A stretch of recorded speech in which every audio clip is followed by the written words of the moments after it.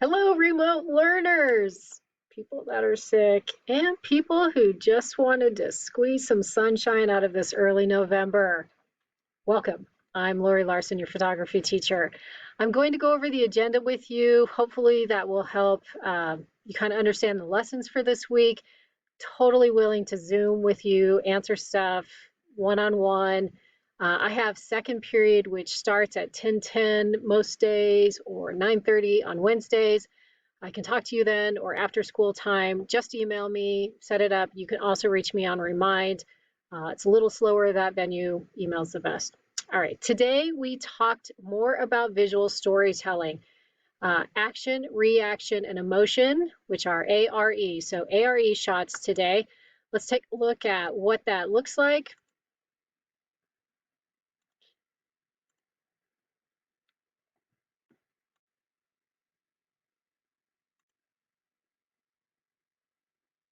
Okay, this is a great shot. Sophia Walsh took this at the backyard barbecue, and well composed, really interesting, kind of gross because it's a little pig that was cooked, but you still get a flavor of what's going on. By the way, check out this hair.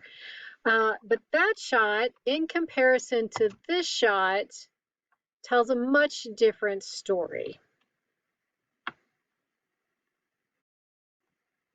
Okay, this shot, though, is something else. The person that took the shot was a professional photographer. So same location, same pig, same apple. However, when you take a look at it, you have an action going on. This boy walked up to the pig and made the face. And this person that took the photo actually stuck around this table for quite some time. So one thing that you need to remember about action, reaction, or emotion shots is you have to be waiting for that spontaneous event. You can't just walk around, take a picture, and think that you have it. You kind of have to wait for the situation to happen. Think about what you see at a sporting event. You have photographers usually in the end zone or under the basket, and they're waiting for a big event. They're not just walking around taking a shot and walking out the door. They are waiting for the event and they want to be there to capture it. That's what happened with this shot. This little boy walked up and really got an eyeful.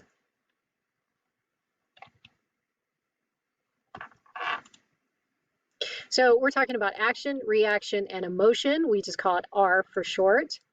Action, you want to catch a shot of something happening. What's really important is that it's not a static shot. It's not something standing still, unmoving, or a posed shot. This is taken by Sophia Walsh. She took this at this year's football game. Catch a shot of something happening. One thing that we really try to do in action shots is get both eyes in the shot. When you can get the eyes, people connect better. This is the marching band this fall. They had to videotape themselves for their state competition, and you can see they're doing a lean. Again, someone running down the field, not standing, not still, not unmoving, not posed. So a really nice shot. I love this shot. Sophia Walsh took this again at a softball game earlier this year, and the catcher is waiting to catch the ball, and you can see she's wincing for the impact that's about to come. Again, you have to be set up to take the shot so that when the shot happens, you're ready to catch it.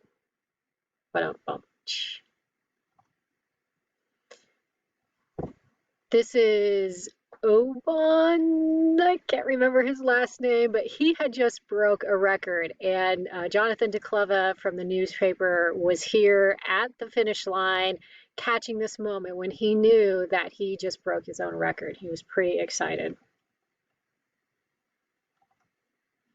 Reaction, these are kind of hard to capture. You have an event and then you have to quickly capture the reaction to the event.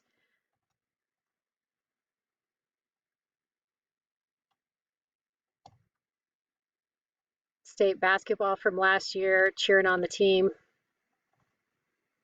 high-fiving or low-fiving after a shot. Again, two eyes on this, really important to try to get that moment. We connect with the eyes. Emotion. I think these shots might be the hardest to get, and as a photographer, it can feel like a real invasion of privacy. These are our girls' basketball team at state last year. They knew it was over. The game was not done yet, but it was just about over, and our photographer caught them having a moment, end of their season. Gavin Brower. This is Jules Zeiler that took this photo. Alsacia Bach took the last one. Gavin Brower, right after he won his state championship match at wrestling. This was from a year ago. This football player, he was a senior. It was his last game to play, and the team had won the game. They'd had a really tough season. They hadn't won any game all year, but they did this time. And this is volleyball this year. Won a game, and people are doing that cry laughing, really happy, celebrating. So make sure you take a look at the rest of this stuff to go with that assignment. Tomorrow, we are going to talk about caption writing. Okay, how to write a photo caption. This can be pretty important. You know, in the yearbook, we write captions to go with our photos so that people know what happened in the photo, but they also know what's happening behind the photo, the background information that the photo doesn't tell. We do this in the newspaper too. This is a story about a student who's preparing to go into the Marines. And as you can see, you know, we have some information that tells us a little bit more about the photo. So let's figure out how to write a photo caption here. This photo that I'm about to show you comes from state cheerleading, but it's a couple of years old. We used it for the yearbook. So we have varsity cheerleaders attempt to excite the crowd performing their non-tumbling routine at the Class A state competition on February 20th in Grand Island. Captain Sarah Dillenberg said the squad practiced daily for a month and a half to prepare. They came in 9th out of 13 teams. The seniors proud of their work. We were able to pull together and get it done, Dillenberg said. So just looking at the picture, we can see it's a cheerleading something. The trophies in the back tell us maybe it's a competition, but we don't know what place they were. We don't know how long they practiced. We don't even know what kind of routine they are doing. So all of that comes from the caption.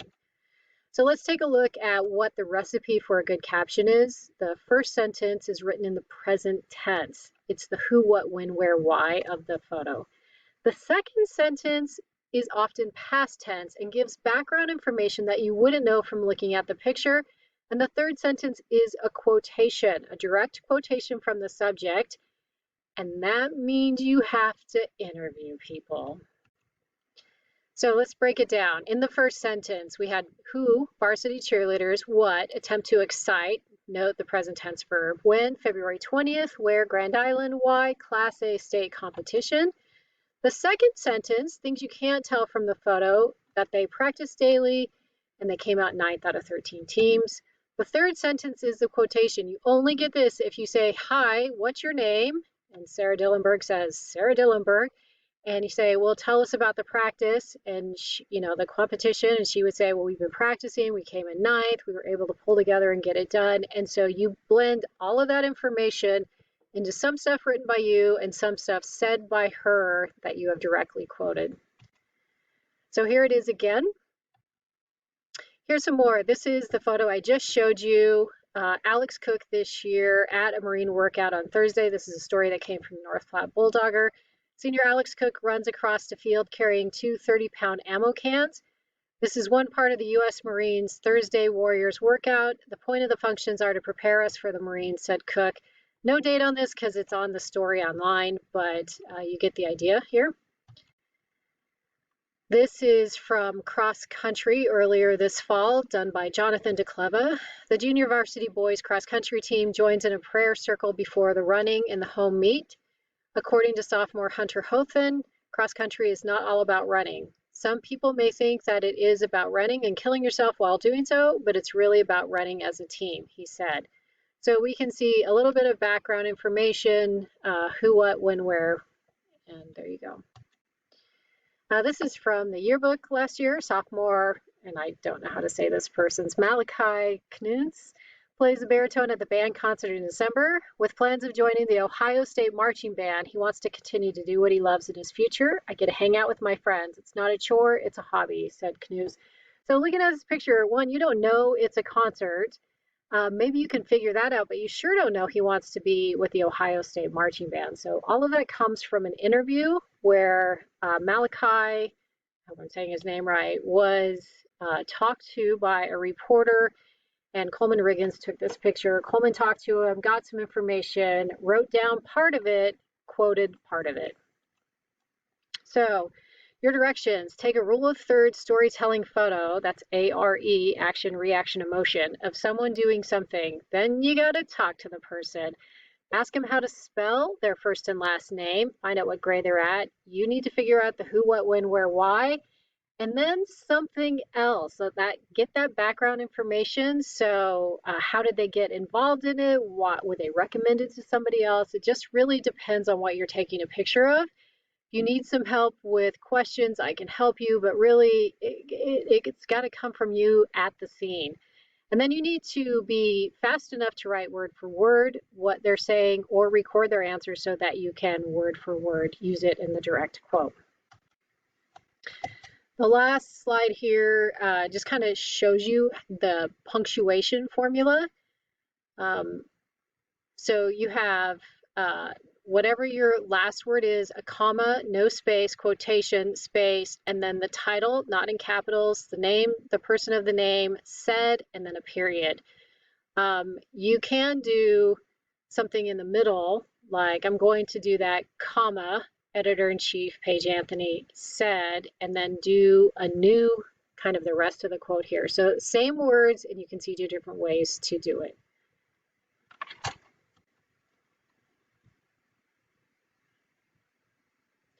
Okay, that's the end of video 1. You do need to watch video 2. I just only get so much time in this video. Video 2 will explain the summative assignment.